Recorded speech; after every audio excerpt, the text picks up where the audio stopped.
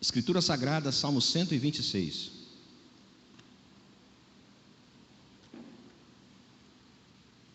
Eu vou fazer a leitura na versão revista e atualizada, tá? Do Salmo 126. Se essa não é a sua versão, ela está projetada aqui no Data Show, logo atrás de mim, tá? Você pode ficar em pé um instantinho para nós lermos as Escrituras? Você vai passar alguns minutos sentado, então vamos dedicar toda a nossa atenção à leitura da palavra do Senhor. Então, Salmo 126, a partir do verso 1, diz assim: Quando o Senhor restaurou a sorte de Sião, ficamos como quem sonha. Você pode repetir isso comigo? Ficamos como quem sonha? Vamos lá? Ficamos como quem sonha. Verso 2: Então a nossa boca se encheu de riso e a nossa língua de júbilo. Então entre as nações se dizia: grandes coisas o Senhor tem feito por eles. Com efeito, grandes coisas fez o Senhor por nós. Por isso estamos alegres. Você pode repetir isso? Grandes coisas fez o Senhor por nós. Por isso estamos alegres. Verso 4: Restaura, Senhor, a nossa sorte como as torrentes do Neguebe. Os que com lágrimas semeiam, com júbilo ceifarão. Quem sai andando e chorando enquanto semeia, voltará com júbilo, trazendo os seus feixes. Amém, irmãos?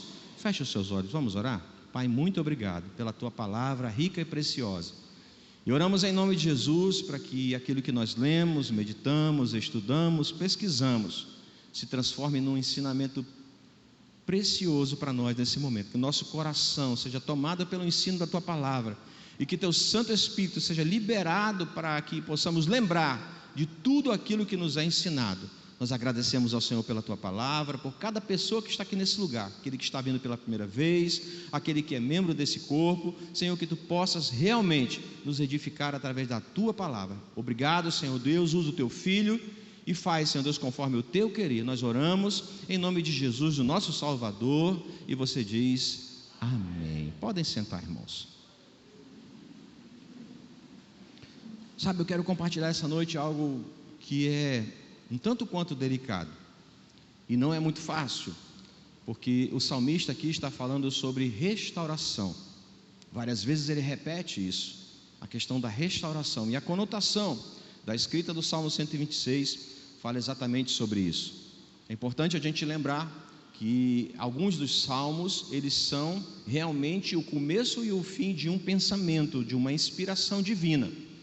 Então, vale a pena a gente falando sobre as proximidades de seminário de reforma, de igreja reformada, falar que a maneira como as escrituras são expostas, esse livro que está nas suas mãos, está disposto em alguns livros, identificados por capítulos e versículos. Isso é uma coisa da igreja moderna, para podermos identificar os textos com facilidade. Por isso tem capítulos e versículos. No texto original não existia isso, era uma escrita direta. Então Gênesis era um livro escrito direto, Êxodo era direto. Então toda a escrita inspirada era escrita de uma forma direta, cursiva. Então não tinha essas marcações. Alguns estudiosos, percebendo aquilo que estava sendo dito, escrito, eles organizaram por pensamento, por história, por acontecimento. Então assim é todas as escrituras. Mas quando nós chegamos nos Salmos, que tem lá o Salmo 1, 2, 3, ali realmente começou um pensamento de uma pessoa inspirada, e ele termina no último versículo. Por exemplo, o Salmo que nós estamos lendo, o 126, ele começa realmente no versículo 1 e termina no versículo 6. No original não tem lá os versículos marcados, mas esse homem de Deus, que teve essa inspiração, ele olhou para um tempo da sua vida com Deus, e o Espírito Santo tomou seu coração, e ele, inspirado por ele, escreveu o Salmo 126. Tudo bem até aqui, irmãos? Amém? Então, esse pensamento do Salmo 26, ele acompanha um tempo histórico de Israel. Os salmos do 120 até o 134 são chamados de salmos de romagem. O que significa salmos de romagem? O povo de Israel, ele era marcado pela sua história, e muitos dos salmos se transformaram em músicas, em hinos.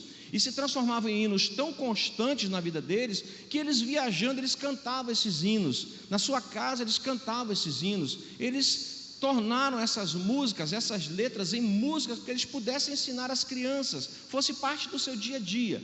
E esses cânticos específicos do Salmo 120 até o Salmo 134 são as músicas, as letras, o enredo em que eles estavam lembrando da história de Israel no caminho de Jerusalém.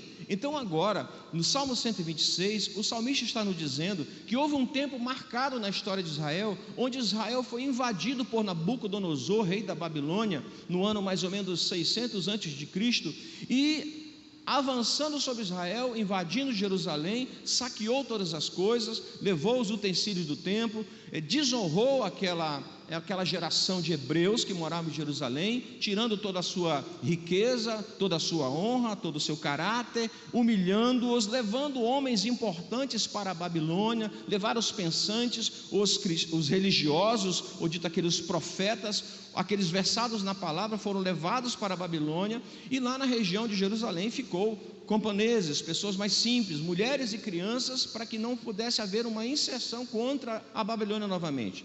Depois de 11 anos, Nabucodonosor volta a Jerusalém e destrói a cidade, queima todo o templo, queima a cidade, derruba os muros, e aí é imposta uma enorme vergonha, uma enorme humilhação sobre o povo de Israel, o povo judeu.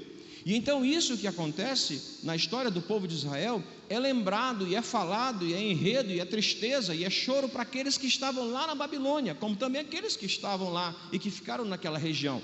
A história de Israel é marcada por uma vergonha, por uma invasão, por uma imposição.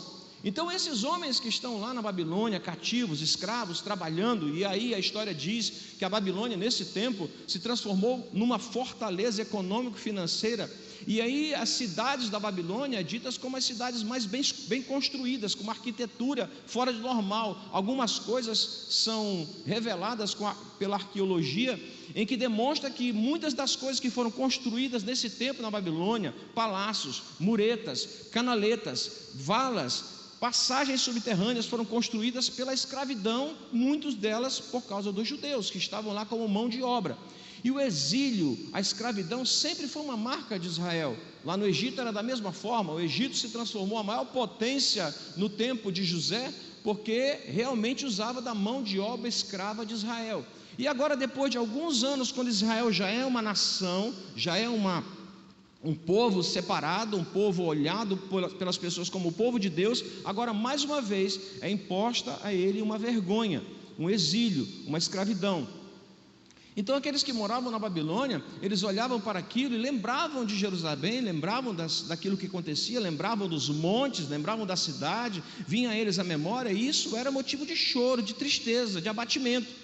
E muitas vezes alguns salmos e alguns escritos diziam: nós lembramos de Sião, nós recordamos dos vales, nós recordamos de Jerusalém, que bom entrar no templo. Então isso é a memória do povo que está sendo marcada por um momento de tristeza. Mas quando chega no Salmo 126, esse homem é inspirado por Deus, porque alguns desses cânticos de romagem, alguns deles foram inspirados e descritos por Davi, um deles por Salomão, e outros deles não têm identificação de quem foi. Esse, por exemplo, Salmo 126, não se sabe quem foi o autor, mas o certo é que o Espírito Santo tocou no coração desse homem para ele escrever essas letras e se tornar uma música que lembra esse tempo de tristeza. Nós precisamos parar um pouquinho aqui para pensar e refletir sobre isso, porque no tempo em que ele está se lembrando disso, ele está falando sobre um tempo marcante, tristonho, doloroso, difícil de enfrentar, mas que agora está num tempo de alívio, está sendo aliviado, abrandado. Por quê? Porque Ciro, o rei da Pérsia, invade lá a Babilônia, domina sobre ele e libera os judeus para retornarem para a sua terra. Então Deus usa um homem estrangeiro, o rei da Pérsia, para que possa liberar a escravidão do povo de Deus. Então agora esses homens que estão lá na Babilônia por 70 anos, lembrando de Jerusalém, lembrando dos campos, lembrando das plantações, recordando a alegria da família, lembrando de pessoas que ficaram lá e que não vieram para cá. Então essas pessoas agora que passaram por 70 anos de sofrimento, de lamúria, de dor, estão voltando para a sua região, para a sua casa.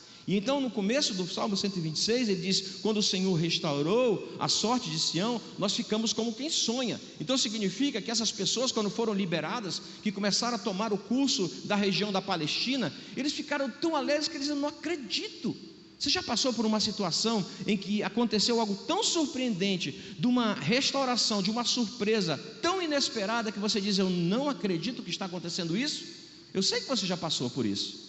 Então aqui os judeus estão pensando dessa forma: eu nem acredito que nós estamos voltando para casa.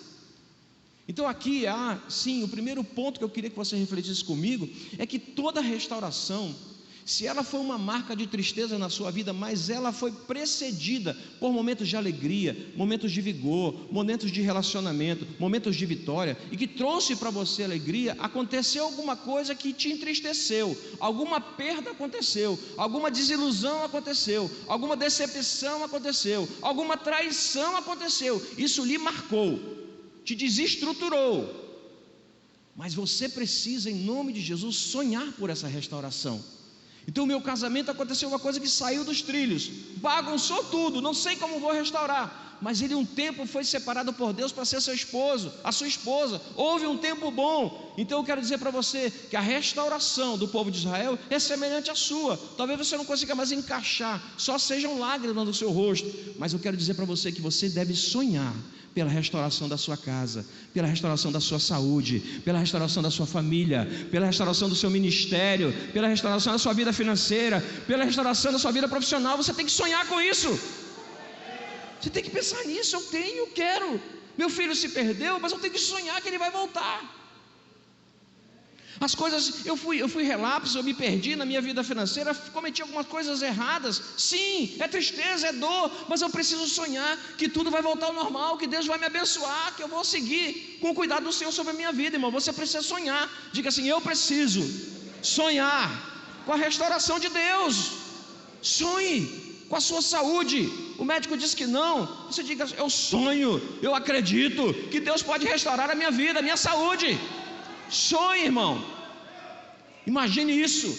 Então o salmista está dizendo: quando o Senhor restaurou a sorte de Sião, quando restaurou a sorte de Jerusalém, quando restaurou a sorte do seu povo, nós ficamos como quem sonha, nós estamos acreditando. Creia, aquele exame, aquela consulta, aquela amizade quebrada, as coisas que foram rachadas na sua história de vida, causou tristeza, mas creia, acredite, vai ser restaurada. Deus pode fazer isso.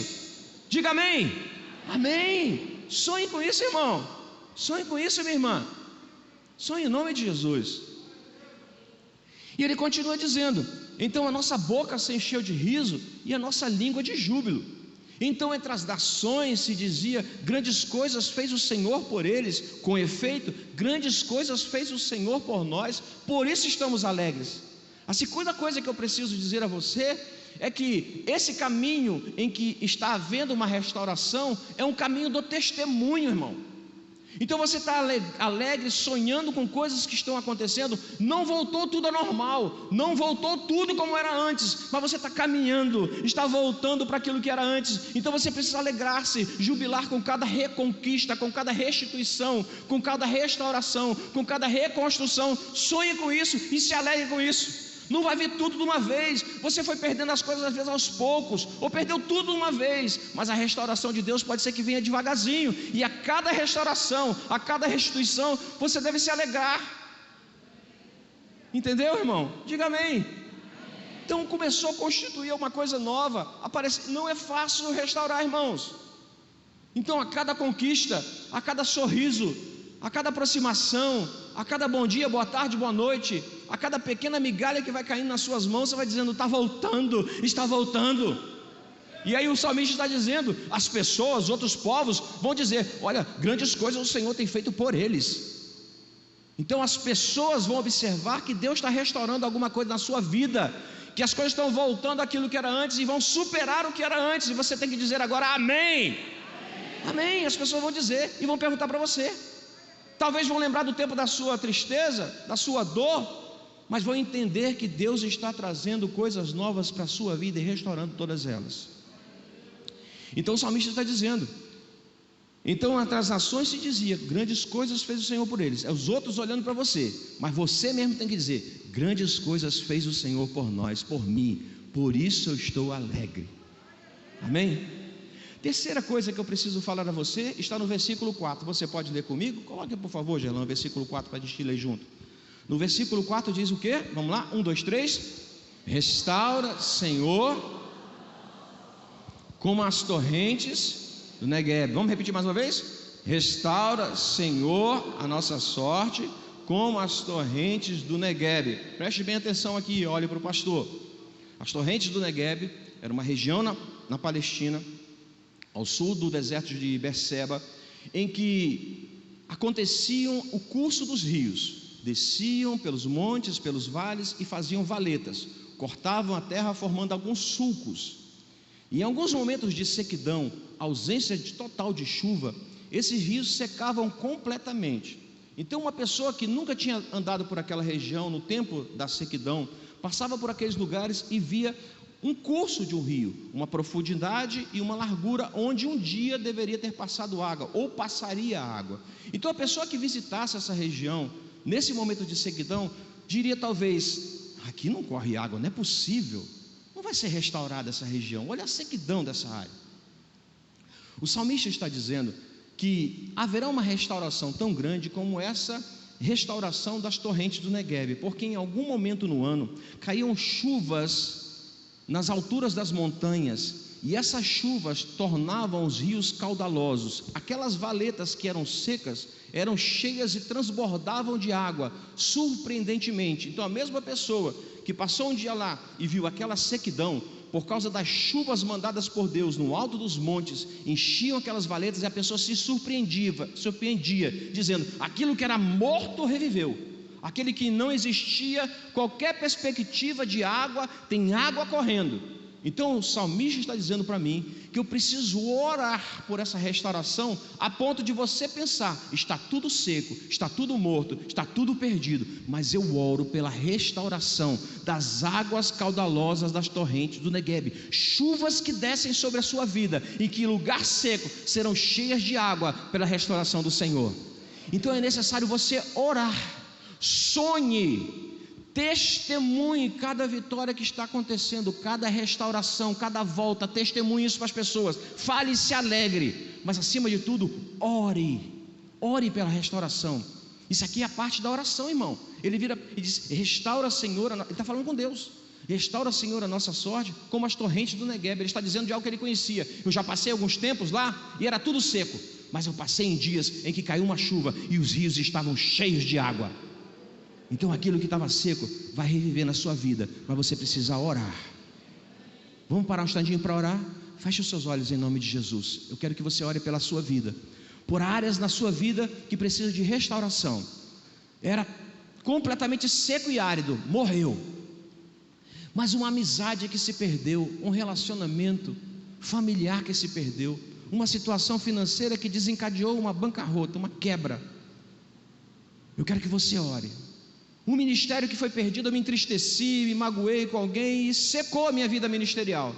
Eu quero que você ore por ela em nome de Jesus. Ore pela sua vida e diga: Senhor, restaura a minha sorte como as torrentes do Negueb, que hoje parecem estar secas, mas que pelo poder da oração serão cheias da tua presença, águas vivas passando no meio de nós. Feche os seus olhos e ore pela sua vida.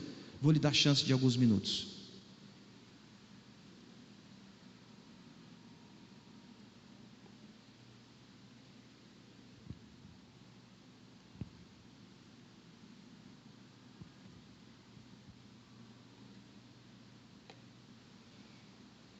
Senhor, nós oramos pela restauração da nossa sorte, restauração de coisas que foram perdidas e que, humanamente falando, não podem ser restauradas. Só o Senhor é que pode agir de forma sobrenatural. E nós oramos, e eu oro por cada irmão meu, cada irmã minha que está aqui nesse lugar e que está orando por restauração na sua vida. Restaura, Pai, restaura um corpo perfeito, uma relação perfeita, uma amizade perfeita, um matrimônio perfeito, e que seja surpreendente a forma como o Senhor vai agir na vida do meu irmão, na vida da minha irmã e na minha vida. Eu creio e eu oro em nome de Jesus, e você diz amém. Os dois últimos versículos dizem o seguinte: Os que com lágrimas semeiam, com júbilo ceifarão. Quem sai andando e chorando enquanto semeia, voltará com júbilo trazendo os seus feixes. A quarta lição que nós precisamos tirar nessa noite é a seguinte: muitas vezes as destruições, as perdas, as marcas na nossa história de vida aconteceram por uma falha nossa, por um pecado cometido. Nós é que de alguma forma influímos nessa perda. A gente precisa reconhecer isso. Acima de tudo, a gente tem que entender que algumas delas precisam ser pagas, tem um preço a ser pago por uma perda. Por exemplo, uma traição, um adultério, houve uma marca. Eu creio que o casamento, o matrimônio pode ser restaurado e que pode ter um vigor e alegria muito maior do que a primeira vez. Eu creio nisso. Porém, a pessoa que falhou, ela tem um preço a ser pago, uma vergonha a ser passada, um tempo de restauração, um tempo às vezes até de apedrejamento. Então, em todas as áreas, não só essa que eu estou falando, de traição, de adultério, mas em outras áreas da nossa vida, a restauração não será uma coisa tão fácil. Mas a pessoa precisa entender que se ela quer que as coisas voltem ao que era antes, ela precisa pagar um preço, ela precisa assumir a sua responsabilidade, ela precisa se arrepender daquilo. Eu lembro bem lá de Davi, quando ele adultera com Batseba, que ele se usufrui de uma mulher que ele podia ter a todas, mas decide por uma mulher que era casada, e ele, do adultério, ele envereda por outros demais pecados, pela mentira, pelo homicídio, o marido, Urias, morto por uma artimanha dele, e outros demais pecados que Davi começa a cometer partindo do adultério. Mas quando Natã entra pelo palácio de Davi e tenta conversar com ele, contando-lhe uma parábola, ele conta uma pequena história para que ele fosse despertado para o seu erro, Davi fosse despertado. E ele conta uma parábola, uma história para Davi da seguinte forma: Davi, o que você acha se um homem rico, que tem muitas propriedades, ovelhas e gados, e outro que só tem uma cordeirinha só, e esse homem rico recebe um viajante lá na sua casa, o que você acha desse homem que, tendo riqueza, que tendo posses, que tendo animais, toma da única cordeirinha que esse homem simples tinha para matar e servir a esse viajante, a esse estrangeiro, a esse visitante? O que você acha desse homem? E Davi, indignado, diz: esse homem merece a morte, que maldade. E Natan bota o dedo no rosto de Davi e diz: esse homem é você, Davi. E ele cai em si com relação ao seu pecado, ele entende que é com ele entende naquele momento que o pecado dele não pode ser escondido, ele chora, ele se arrepende, ele se envergonha, certo? Amém, irmão? Toda restauração às vezes vai impor em nós um tempo de arrependimento, de dor, de vergonha, de sofrimento, de desilusão. Entenda isso, algumas restaurações vão exigir isso de nós, e Davi está passando por isso. Porém, Natã, antes de ir embora, diz: olha, Davi, tem um problema. O seu pecado foi perdoado, você está salvo, mas a espada nunca vai se apartar da sua casa. E da mesma forma como você tomou a mulher de Urias, você também terá suas mulheres abusadas, tomadas à vista de todo o povo. Então, naquele momento, o profeta está dizendo a Davi: Davi, existe um preço para a restauração. Você será respeitado, um homem segundo o coração de Deus, o lembrado rei Davi de Israel, aquele que precedeu o reinado de Jesus na terra. Tudo bem, mas existe um preço a ser pago, e Davi teve isso: sangue na sua casa e vergonha diante do abuso do seu filho Absalão com todas as suas concubinas. Então a restauração às vezes vai impor em cada um de nós um preço. Também da mesma forma, Saulo era perseguidor da igreja, matava cristãos, ia lá e pedia cartas de condenação aos cristãos. Na última das suas cartas, ele vai e diz: me mande cartas na região de Damasco, porque eu vou lá prender cristãos. Então Saulo é esse homem mau, esse homem que está achando que está fazendo as coisas certas, mas no caminho de Damasco, ele é tomado por uma claridade, um clarão, que o joga ao chão e ele fica cego. E lá ele é evangelizado pelo próprio Cristo. Quando ele pergunta: quem é esse a quem eu persigo? Ele diz: é o Cristo que você persegue. E ele fica cego por 3 dias, é levado para a rua direita, na casa de Judas, e é levantado um homem para promover a cura de Saulo, Ananias. E quando Deus, o Espírito de Deus vai falar com Ananias, ele fala algo que nos chama atenção. Ele diz assim para Ananias: Ananias, tem um homem chamado Saulo, e ele está lá na casa de Judas, e você morador da cidade, você vai ser aquele que vai chegar nessa casa, vai impor as mãos e vai restaurar a sua vista. E Ananias, conhecendo a história do camarada, diz assim: olha, não tem condições, é o seu histórico desse camarada, ele veio para cá com cartas de morte. Mas o Espírito do Senhor vira para Ananias e diz: olha, importa que você vá lá, proceda, porque ele precisa entender o quanto é importante ele sofrer pelo meu nome. O que eu quero dizer? Paulo, irmãos, depois de Jesus, é a pessoa mais preciosa para o cristianismo. Ele colocou em doutrinas aquilo que Jesus colocou em palavras, ele escreveu, ele organizou tudo isso. Paulo, pregador, semeador de igrejas, aquele que viajou em viagens missionárias e ganhou muitas pessoas, e estabeleceu liderança, constituiu sementes em toda a região da Ásia, um homem precioso, mas foi ultrajado, envergonhado, foi açoitado, precisou ser preso, precisou ser escondido e morreu tragicamente, morreu de uma forma vergonhosa, vamos dizer assim. Então veja bem, a restauração pode lhe levar para lugares superiores, prazeres superiores, ações e visão de Deus superior para a sua vida, amém. Mas existe um preço a ser pago, você precisa reconhecer isso. Se essa restauração vem por um dano, uma perda, uma quebra que foi você que cometeu, é preciso que se pague um preço. Então por isso o salmista está dizendo: os que com lágrimas semeiam, com júbilo ceifarão. Os que saem andando e chorando enquanto semeiam, voltarão com júbilo trazendo seus feixes. Então o versículo 5 e o versículo 6 precisa ser organizado espiritualmente na nossa cabeça agora. A pessoa que trabalha com a terra sabe que o início da preparação de tudo que você vai produzir é mais difícil. Sol quente, arar a terra, abrir sulcos, jogar a semente, fechar as covas, regar ou esperar a chuva, a expectativa, vai dar ou não dar, vai crescer, vai realmente florescer as primeiras raízes, vai aparecer alguma coisa verde da terra. O começo é sol na cabeça e muito trabalho. Mas aí o salmista está dizendo: esse é o tempo da lágrima. Então o tempo da restauração, o tempo que você está buscando a restauração na sua vida, vai ser um tempo de muito trabalho. Você vai ter que buscar as pessoas, procurar as pessoas. Se a restauração é ministério com Deus, a sua relação com Deus vai exigir de você mais esforço, mais oração, mais vigília, mais joelho no chão, mais clamor ao Senhor, vai exigir de você, é tempo de lágrima. Mas o salmista está dizendo que com lágrimas nós semeamos, mas com júbilo trazemos nossos feixes, o resultado da terra.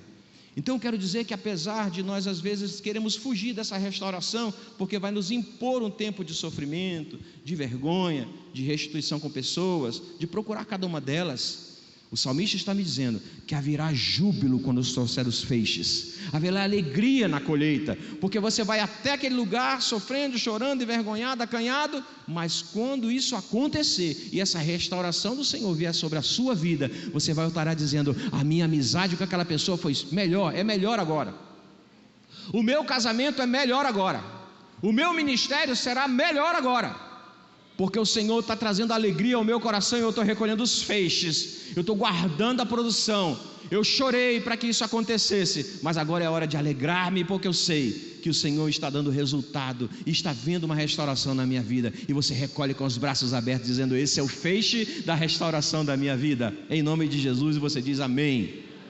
Então a restauração ela tem passos. A primeira delas é sonhar. O que você perdeu? O que você desejaria que voltasse como era antes? Sonhe com isso. Eu gostaria tanto que voltasse como era antes, que eu tivesse aquela vida com Deus, aquela intimidade com Deus, que eu tivesse um relacionamento da minha família, todo ele restaurado, aquela harmonia de se sentar em volta da mesa, sem competição, sem acusação. Eu sonho com isso. Você sonha? Diga amém. Amém. Se você sonha, sonhe mesmo. Segunda coisa é crer que isso vai ser testemunho a cada conquista, a cada reconquista, a cada reconstituição, cada restauração. Vai dizendo para as pessoas: olha, eu pensei que estava tudo perdido, mas está voltando, graças a Deus por isso. Terceira coisa, ore pela restauração. Coisa que está morta pode reviver, coisa que está seca pode ser regada pelo Senhor, coisa que está abandonada pode ser restaurada pelo poder do Senhor. Ore por isso em nome de Jesus, ore. A última coisa é: pague o preço da restauração. Alguns momentos as pessoas vão dizer: ah, você de novo, já vi você contar essa história para mim, já caiu outras vezes, né? Pague o preço por isso. Mas creia, aqueles que com lágrimas semeiam, voltarão com júbilo trazendo os seus feixes. Quem sai andando e chorando enquanto semeia, voltará com júbilo trazendo os seus feixes. É um momento de alegria quando se restaura todas as coisas, um relacionamento com Deus e um relacionamento com as pessoas. Podemos orar, irmãos? Feche os seus olhos, baixe a sua cabeça e vamos orar.